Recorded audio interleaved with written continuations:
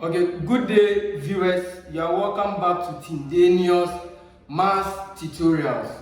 If this is your first time visiting this channel, go and watch my previous lecture videos, okay, on the proofs and what have you. Today, I'm going to consider questions, okay? So now, evaluate limit as x approaches 0 of tan inverse of 2x on sine inverse of 5x. This is very simple. So we have limit, okay, as x approaches 0, then we have what? Tan inverse of what? Of 2x, right? Over sine inverse of 5x. This is the same as times 1 over what? Sine inverse of 5 what? X.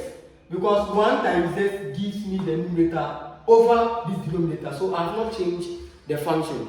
If this is your first time and you want to appreciate this, watch my videos on limit of trigonometric functions type 2 and the 3. Okay, I've solved a lot of questions regarding this. Today we are going to consider the inverse, but it boils down to the same concept. So here, remember we said for functions of this nature, what you do is you will just try to adjust or manipulate the function such that we don't change what the function depicts. We don't change the nature, the behavior, and the meaning of the function. For example, if I have x, my function to be x, okay, this is my first function. Viewers, I can manipulate this in a way that I'll still get back my function x. Meaning, I can say this x is the same as x times a variable y over y, such that when y cancels y, I still have back my x. That is what we are trying to say. So viewers, in the same vein, we would say that, okay, limit as x approaches 0, then we have tan inverse of 2x, right? So I have tan inverse of 2x this way. Now viewers, this is the argument. The argument is towards x, right? Now I can decide to multiply it by 2x, alright? And still divide it by what? By 2x. So that when this 2x cancels out this 2x, I still have back my original function, right? Okay. Then times, I'll do same over here. Okay. So viewers, I have this 1 on sine inverse of 5 of x. Now when you look at the argument side, the angle side, okay, what do I see here? 5x, okay. So I can multiply here by 5x and divide it by what? By 5x. So that when 5x cancels 5x, I still have back the function. Okay, so viewers, having done this, I want you to understand this. I want you to note that the limit you see over here is affecting the tan function. Okay, at the same time, this limit also affects the sine function over here. Alright, good. So viewers, so why don't we now spread or apply the limit across the tan function and also spread the limit across the sine function? Okay, so I'll say that limit, okay, limit as x approaches 0 of tan inverse of what? Of 2x times what? Times 2x over 2x this way. Then times limit, okay, because limit affects it and also affects here. So I have then times limit as x approaches 0 of what? Of 1 on sine inverse of 5x this way. Then times what? 5x over 5 what? X. Okay, so viewers, this is what we have, right? So this is what we are going to do. We are just going to rearrange things over here, okay? Because multiplication is commutative. So if I have a times b, I can make it b times a, because multiplication is commutative, right? So I can say that limit, okay, so before that, let me do this. Limit as x approaches 0, okay, this way.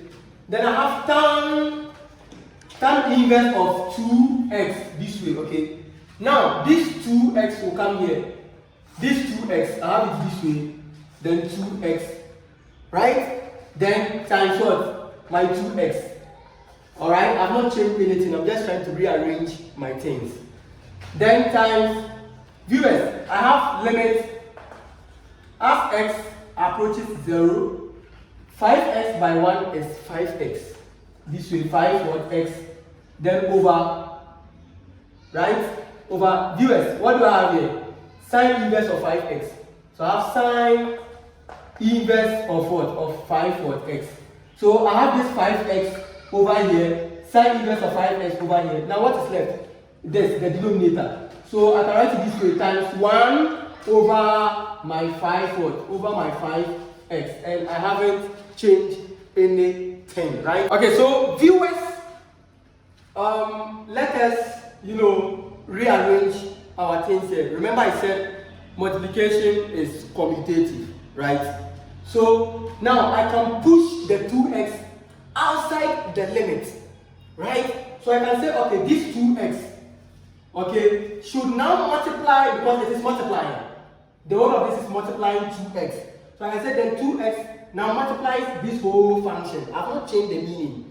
So I have what? Limit as x approaches 0 of what? Tan inverse of what? Of 2x. As simple as that, right? Good. Over what? Over my 2x. Then times, I'll also do same here. I can push, or I can make 1 over 5x the coefficient of limit as x approaches 0 of 5x over sine inverse of 5x, right? So I can say that, okay, 1 over 5x multiplies the limit. So I have what? 1 on 5 what? X. Then times this limit. So I have limit as x approaches 0 of 5x on sine inverse of 5x. I will explain why I intentionally or deliberately arrange them this way. And the answer is very simple. It's very trivial. Look, we said that we have an identity which says that limit as x approaches 0 of tan inverse of x on x gives me 1. It's an identity. And we also said limit as x approaches 0 of what? Of sine inverse of x over x also gives me 1. It is an identity, right? So that is why I intentionally did it this way, so that I can see the tan inverse of 2x on x. I hope you appreciate what I'm doing here. I'm saying. Now, viewers, look, should I change this x, okay, to something else? Let's say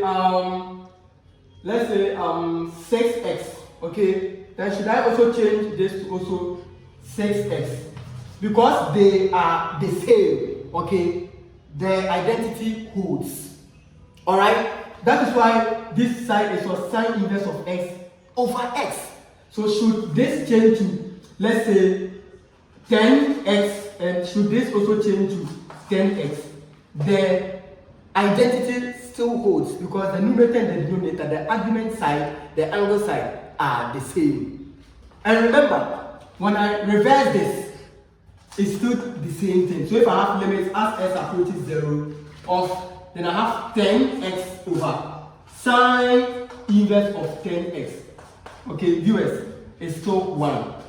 What it means is, we also have an identity which is what? Limit as x approaches 0. The first one was sine inverse of x, alright? It's the same as the x over sine inverse of x. Do you get it that way? Which is also equal to 1. So viewers, in fact, I've explained these things, okay? Visit my previous lecture videos and you would appreciate it to the core. So viewers, now applying the norms, okay, the hints, the technicalities, now this becomes, what I have here, 2x. So I have 2x over here, alright? So 2x, then times Do you remember this whole thing, okay, is an identity which is equal to 1. Then times, what do I have? 1 on 5x. 1 on 5x. Then times, remember, this whole thing over here is an identity which is also equal to 1. So eventually, x will cancel x, leaving what? 2 over what? Over 5. So therefore, this is the answer to this simple question. Viewers, for the love I have for you and for your progress, for your growth, for your maturity in mathematics, and so far as your exam is concerned, we'll solve another question so that you can be able to appreciate the topic more and more. I'll keep you posted. Bye.